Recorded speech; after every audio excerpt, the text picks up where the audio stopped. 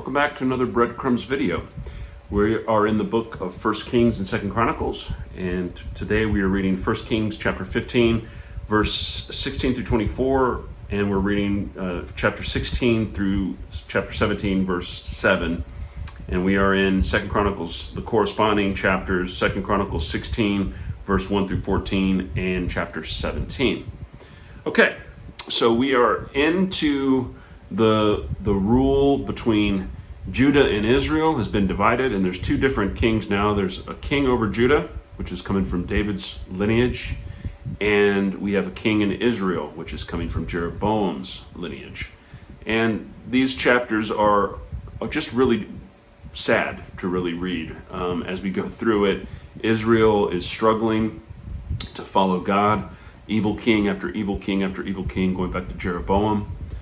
There's war often between Israel and Judah. Judah's not doing all that much better. Sometimes there's a good king, like King Asa, but he has his struggles. Jehoshaphat, we read about today, he ends up being a good king for Israel. So Judah vacillates often between evil king and good king, but God is still working through prophets, and he's speaking to kings, and he's holding Israel accountable. And there's some very stark judgments that come to entire dynasties of kings are wiped out at different points as God deals with Israel, disciplining his people when they fall into idolatry.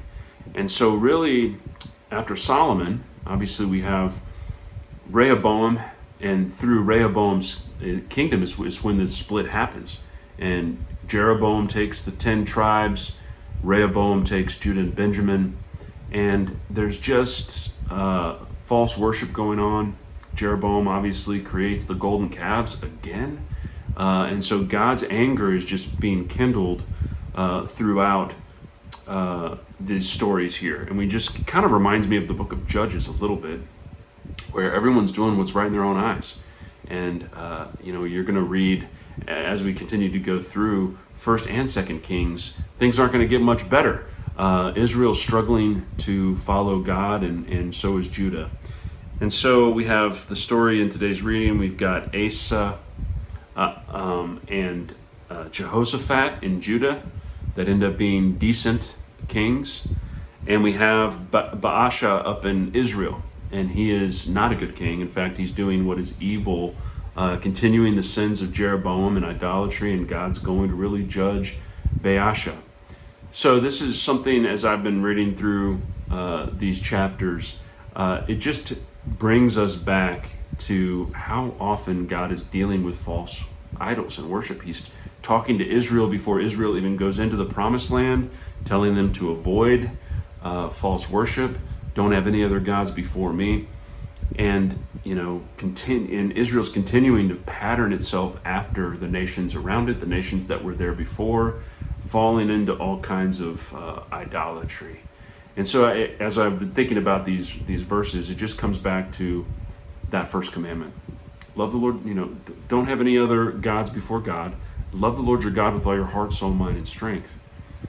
And how that is so important for us as Christians, as we walk with God. And Jesus said, the greatest commands, what are the two greatest commands of the kingdom? Love the Lord your God with all your heart, soul, mind, and strength, and love your neighbor as yourself. On these two, all the other laws of God hang.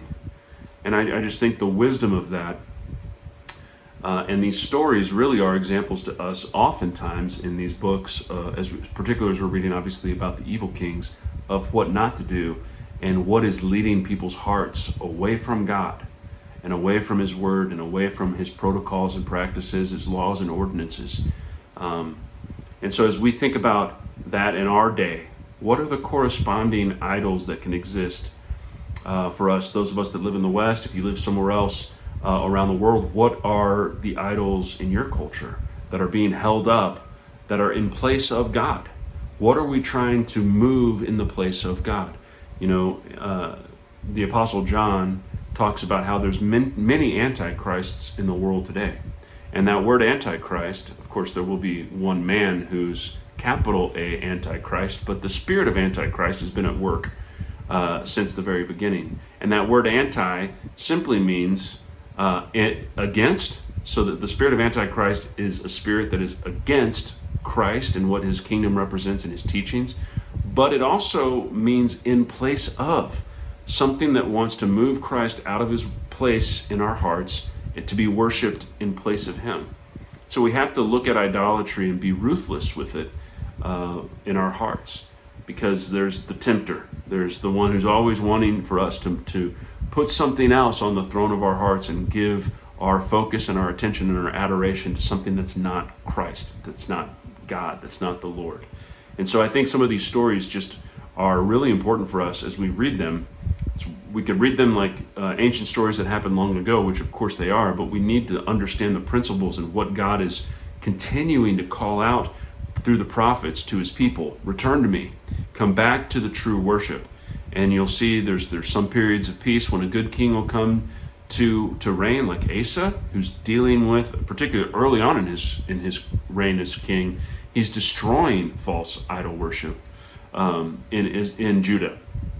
And that's positive. That leads people into a place of prosperity and zeal for the Lord, even sometimes renewing the covenant with God. And then there's other kings, particularly in Israel, that are following into the sin of Jeroboam, and the Lord is harshly dealing with them on that. And so we have a choice before us, the same choice that God set before Israel in the book of Deuteronomy. I set before you life and death. Oh, that you would choose life. And of course, Jesus said, I am the way, the truth, and the life, and no one comes to the Father but through me. And so as we continue to walk through these stories, my prayer for us all, my heart included, is just that we love the Lord our God with all our heart, soul, mind, and strength, and allow these stories to speak to us about the wisdom of clinging to his word and allowing his word to teach, instruct, reprove, rebuke, and give us wisdom and understanding in our day. Final thought on today's reading, we are introduced to Elijah, who we're going to be reading about in the days to come. I love this guy and excited about the entry of this character, and a lot to be said about this amazing man of God and what we're going to be reading about. But he's introduced here in 1 Kings chapter 17. So anyway, looking forward to talking more about Elijah as we go. But God bless you all, and we'll look forward to more to come on Bread for the Journey and on Breadcrumbs videos. God bless you.